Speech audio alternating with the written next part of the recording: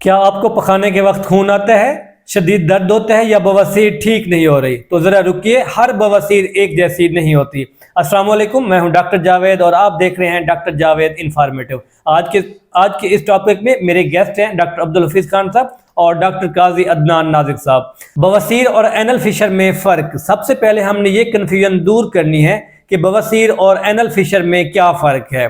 आम गलत फहमी के लोग जो कहते हैं, एक बादी बवासीर और दूसरी जो है खूनी बवासीर। एनल फिशर शदीद दर्द, जख्म होना, अमूमन खून नहीं आता। खूनी बवासीर दर्द कम या नहीं, खून आता है।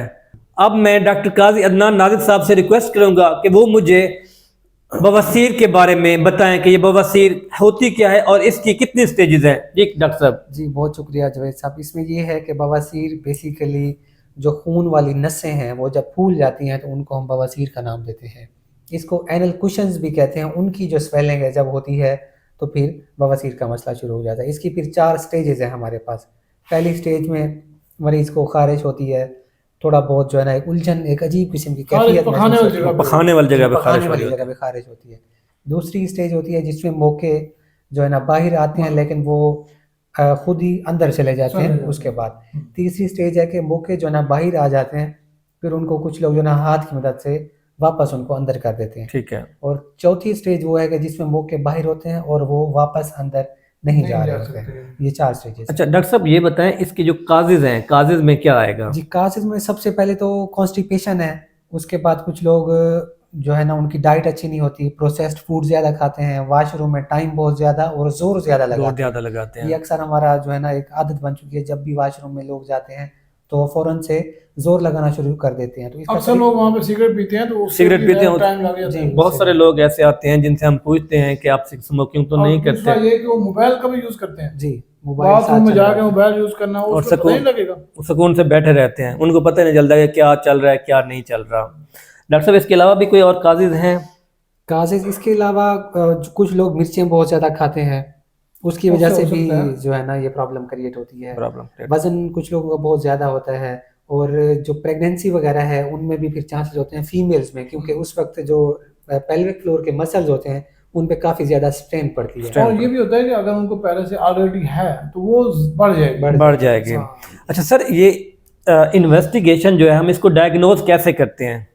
इसका मेनली तो वही पर एग्जामिनेशन होता है, उसका रेक्टल पर एग्जामिनेशन होता है और वो भी 2 तरह के होते हैं। एक तो हम सिंपली उससे करते हैं, हाथ से कर लेते हैं, और दूसरा प्रैक्टोस्कोप से करते हैं। प्रैक्टोस्कोप से आपको देखते हुए सारी चीज़ें क्लियर आ जाती हैं कि ये कौन सी ग्रेड है, कौन सा लेवल है, किस क्लास में पढ़ा है, ये जो अपना वो है, तो वो सारा हम उस पर देख सकते हैं। यानी जो प्रैक्टोस्कोप से उसके ऊपर क्लियर आ जाता है कि ये इसकी ये टाइप है, इसका ये स्रोताल है, इसका सारा कुछ आ जाएगा। अच्छा डॉक्टर साहब, ये बताएं जो मस्से रह जाते हैं स्टेज 4 के ऊपर, वो पेन तो नहीं करते? नहीं, पेन मेरे ख्याल में बवासीर उसमें अगर नेक्रोसिस हो गई या कोई उसके अंदर है तो पेन हो सकता है। अगर ब्लड सप्लाई शुरू वाली में 3 स्टेज में कोई पेन नहीं होता क्योंकि वो मैन्युअली इंसान खुद ब खुद उनको अंदर ले जाता है। सही बात है। जब वो ब्लड सप्लाई कंप्रोमाइज होगी फिर पेन शुरू होगा उसमें। ठीक है। अच्छा, इसमें लाइफस्टाइल मॉडिफिकेशन जो है उसका बहुत ज़्यादा रोल है। जो ऑफिशियल वर्कर्स हैं उनमें इसके चांसेस कितना होते हैं? बहुत ज़्यादा होते हैं। जो ऑफिस जिन लोगों का भी बैठने का काम है उनमें इस चीज़ के चांसेस ज़्यादा होते हैं। अक्सर हम हर वीडियोस में कह रहे होते हैं कि आप 1 घंटा अगर ऑफिस में बैठते हैं चेयर के ऊपर, उसके बाद आपने 5 से 10 मिनट वॉक करनी है हर घंटे के बाद। उससे जो है हमारी बावल मूवमेंट ठीक होगी और कॉन्स्टिपेशन जो उसके चांसेस कम हो जाएंगे। बेहतर होती है, कॉन्स्टिपेशन के चांसेस कम है। फाइबर ज़्यादा लेना चाहिए, सलाद का इस्तेमाल ज़्यादा करना चाहिए, उसके बाद पानी का ज़्यादा इस्तेमाल करना चाहिए, वॉशरूम में टाइम ज़्यादा स्पेंड नहीं करना। इसका असूल ये है कि जितने भी बवासीर के मरीज़ हैं उनको यही कहा जाता है कि जैसे आपको हाजत महसूस हो आपने उस वक्त वॉशरूम में जाना है और हाजत करके फ़ौरन आपने वापस आ जाना। ये असूल है, बस इसको फॉलो कर लेते हैं, बवासीर अपना कब्ज़ को ठीक कर लेते हैं तो 70 to 80% जो मसला है वो थोड़ा सा हल हो जाता है। तो व्यूअर, डॉक्टर काजी अदनान नाजिक साहब ने हमें बवासीर की स्टेजेस बताई। अब मैं डॉक्टर अब्दुल हफीज खान साहब को कहूँगा वो हमें इलाज के बारे में, बवासीर का जो इलाज है उसके बारे में कुछ बताएं ताकि सबसे पहले तो हमें लाइफस्टाइल की जो चेंजेस हैं वो ले आनी पड़ेगी कि इसमें जो है अपने आप को सेट करें, उसकी चीज़ें जो है वो साफ लेनी है और साथ में फाइबर ज़्यादा लेना, क्योंकि लोग जो है ज़्यादातर प्रोसेस्ड फूड है, फास्ट फूड है और जो प्रिजर्व फूड है, डब्बा फूड है, उनसे भी बचना है। सलाद है, सब्जियां, फल, ये वो ज़्यादा इस्तेमाल करनी है। फिर तो इसके बाद आगे एक मेडिकल ट्रीटमेंट होता है कि आपने उसमें एक तो मुख्तलिफ किस्म की क्रीम्स टैबलेट भी आ वगैरह जाती भी हैं, हैं सर। क्रीम्स वगैरह भी देते क्रीम भी हैं। आ जाती है, पेन को भी रिलीफ करना है और उसको भी ठीक करना है। और उससे अगर आराम ना हो तो फिर है सर्जरी करना। सर्जरी की तरफ, सर्जरी में दो किस्म आ जाते हैं, एक स्टेपल्ड हेमोरेक्टमी है। वो इतना कामयाब नहीं है, क्योंकि अब जो है ना, या तो ओपन सर्जरी करते हैं या फिर laser surgery. Laser surgery, laser treatment जो है सर, उसमें जो कामयाब है। दर्द है कम है और कम खून निकलता है उसमें वो पेशेंट जो है जल्दी अपने आप को वर्क पे ले जाते हैं, मोबाइल और सेहत याबी जल्दी हो जाती है। एहतियात उसमें यह है कि आपने फिर भी उसको आपने डाइट को बेहतर रखना बेहतर करना है, प्रोसेस्ड फूड आप बात लेनी है आफ्टर सर्जरी या आफ्टर एनी ट्रीटमेंट, 6 बात लाजमी लेनी है।